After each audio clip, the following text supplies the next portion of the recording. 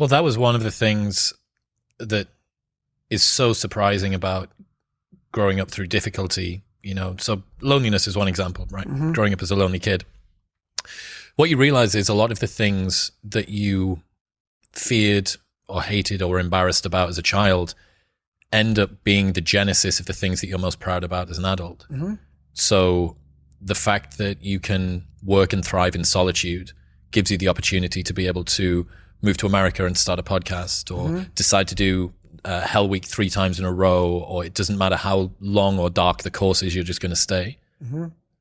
The fact that you were forced to be vigilant and to assess people, Mm-hmm. to work out what's going on when you became an adult, allows you to detect the vibe and the energy of whoever it is that you're speaking with, and know that this person's someone that I want to hang with and this person's somebody that I don't. Right. All of the things.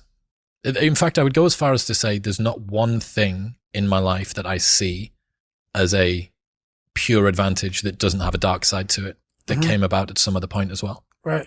So one of the reasons that I spent so much time as a kid in my bedroom listening to audio tapes, because I didn't have anyone to play with, right? Only child, a little bit sort of unpopular.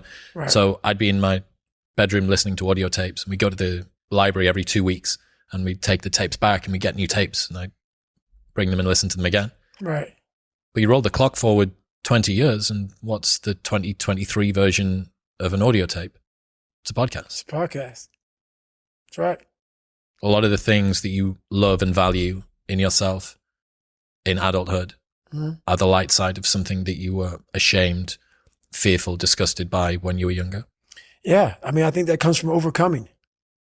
A lot of people, wonder, how did you become this? How did you become so vulnerable? How are you doing a podcast now when you were this kid?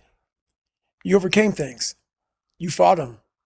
And now this is what happens. This is on the other side of overcoming. You become very, very powerful when you overcome yourself.